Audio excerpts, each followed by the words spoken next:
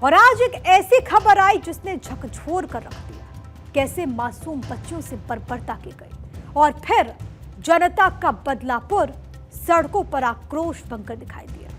कोलकाता का आरजीकर हॉस्पिटल हो या फिर कोई स्कूल, ऐसा लग रहा है कि बेटियां कहीं भी सुरक्षित नहीं है। बच्चों के हैवानियत के बाद ठाणे उबल रहा है। यह आक्रोश और बवाल की तस्वीरें मुंबई से सटे महाराष्ट्र के ठाणे शहर की है। स्कूल में यहां 2 नाबालिग बच्चों के साथ महापाप हुआ।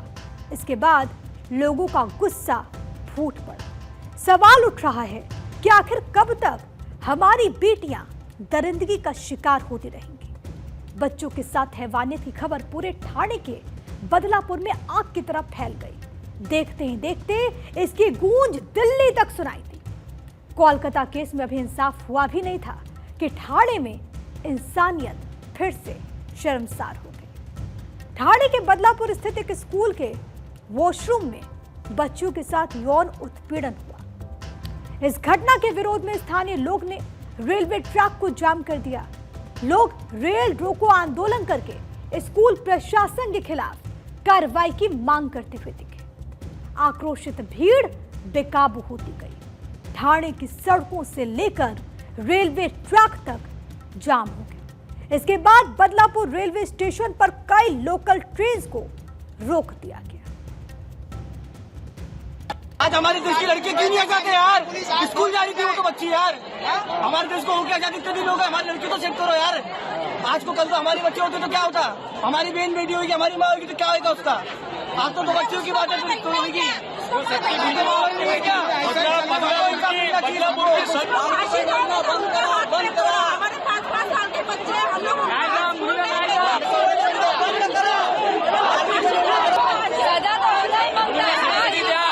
की है दोनों, वो कभी गुजर गई या कुछ भी भवन ऐसा नहीं होना चाहिए, गुजर गई। इसकी जिम्मेदारी कौन लेंगे? इनका हमको बताना। हमने ये बात दबा दी है, इसका हमको नया अभी चाहिए। स्कूल के सफाई कर्मी पर बाथरूम में 2 बच्चों का यौन उत्पीड़न करने का आरोप है। पुलिस ने सफाई कर्मी को अरेस्ट कर लिया। वारदात के 4 दिन बाद भी स्कूल प्रशासन की चुप्पी सवालों को जन्म देती है। खुलासा हुआ तो पेरेंट्स का गुस्सा फूटा और फिर ठाणे में दरिंदगी के खिलाफ प्रदर्शनकारियों ने मुंबई जाने वाली ट्रेन का ट्रैक ब्लॉक कर दिया। तो किस बात का है कि राखी को बीते अभी 24 घंटे भी नहीं हुए और जहां पर छोटी बच्चियों के साथ ऐसी राक्षस बुद्धि के कई विचारधाराओं के लोगों ने इस तरीके से अत्याचार किया। यही अपेक्षा है कि हमारी जितनी महिलाएं वो सिर्फ एक ही न्याय मांगती हैं कि ऐसे कृत्य करने वाले लोगों को चौराहे पे लाकर उन्हें फांसी दी जाए। जो कायदा हम लोगों ने बनाया उसे प्रॉपरली इम्प्लीमेंट करें, जिससे ऐसे कृत्य करने वाले लोगों को दिमाग में ये डर जरूर हो कि अगर हमने ऐसा कुछ किया तो हम लोगों को ये सरकार और ये देश नहीं छोड़ेगा। ये हादसा जहन पे रह गई, जल गई हमारी रूह में और हमारे इसमें कि जो लड़की बाहर निकल के कम से कम ये कह सकी कि मेरे साथ ये हो रहा है, मेरी प्लीज मुझे मदद करो, और सरकार कुछ नहीं करते हैं। इन लोगों को हम टिकट भी देंगे तो इशारा क्या हो जा रही है? यही कि नो प्रॉब्लम, लड़कियों का क्या है, डिस्पोजेबल कमोडिटी है, इस नजरिया से देखते हैं। तो बहुत अच्छी बात है कि सुप्रीम कोर्ट ने कह दिया और लगातार इसमें रिफॉर्म आना चाहिए। और कितने लड़कियों को बलि कर दें और कितने लोगों के साथ ये हो, क्योंकि इशारा ऊपर से होनी चाहिए। महाराष्ट्र के स्कूल में बच्चों के साथ हुई दरिंदगी के बाद एक सुर में राक्षसों को फांसी देने की मांग तेज हो गई।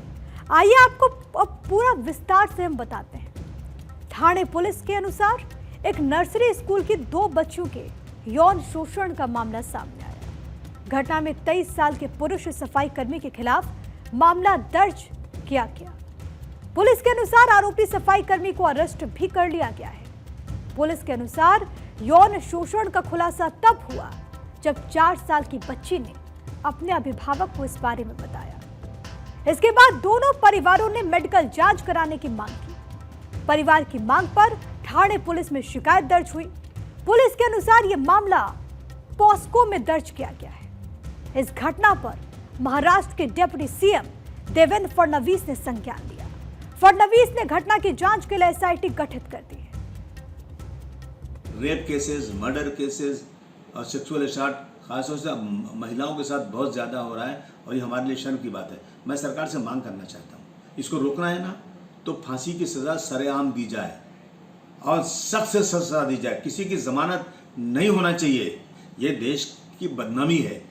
और जिन बच्चों का जिनके साथ ये जिनका रेप हो रहा है उनको 1 करोड़ रुपया मुआवजा देना चाहिए सरकार को, ताकि सरकार को भी लगे कि हाँ इस पर सख्त कानून बनाया जाए। किसी की जमानत नहीं होना चाहिए और ये निर्देश जाना चाहिए देश में कि अब सरकार जो है ना इन मामलों में बहुत सख्त है।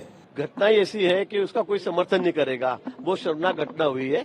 रेलवे जैसे तो हमारी मुंबई की लाइफलाइन है, हजारों लाखों लोग इधर से आने जाने वाले हैं, डॉक्टर्स है, पेशेंट्स है, उनकी भी हालत बहुत खराब हो रही है। मुझे ऐसा लगता है कि अभी गवर्नमेंट की तरफ से सीएम साहब ने कहा है, डीसीएम साहब ने कहा है, देवेंद्र जी ने कहा है, शिंदे साहब ने कहा है, अजीत ने भी कहा है कि इसके ऊपर एसआईटी रखी गई है, इंक्वायरी होगी। फास्ट ट्रैक में भी ये लिया जाएगा। इसमें जो भी अच्छे से अच्छे बड़े वकील हैं, सरकारी वकील, उनकी नियुक्ति कर दी गई है। देवेंद्र जी ने, मुख्यमंत्री जी ने इसके ऊपर एसआईटी रखी है। एसआईटी के तहत तुरंत इसकी इंक्वायरी होगी, चौकसी होगी और इसमें जो भी दोषी है, जिन्होंने भी इसमें देरी की है या कोई लापरवाही बरताई है, उसके ऊपर सख्त से सख्त कार्रवाई की जाएगी। आक्रोशित भीड़ को शांत करने के लिए 3 दिन में चार्जशीट दाखिल करके आरोपी के खिलाफ सख्त कार्रवाई की बात कही जा रही है। इंसाफ जल्द हो, इसके लिए फास्ट ट्रैक कोर्ट में इसके ट्रायल की बात भी की गई। स्कूल में नर्सरी में पढ़ने वाले बच्चों के साथ गंदी हरकत के खुलासे के बाद अभिभावकों ने इस बात पर नाराजगी जताई कि स्कूल ने सुरक्षा को हल्के में लिया। स्कूल ने घटना के खुलासे के बाद भी कोई माफी नहीं मांगी, ना ही कोई कार्रवाई की। स्कूल प्रशासन ने भविष्य में ऐसी घटना को रोकने के लिए कोई आश्वासन नहीं दिया। पुलिस की जांच में स्कूल प्रबंधन की ओर से कई खामियां और लापरवाही सामने आई। इसके बाद अभिभावकों का गुस्सा फूट पड़ा।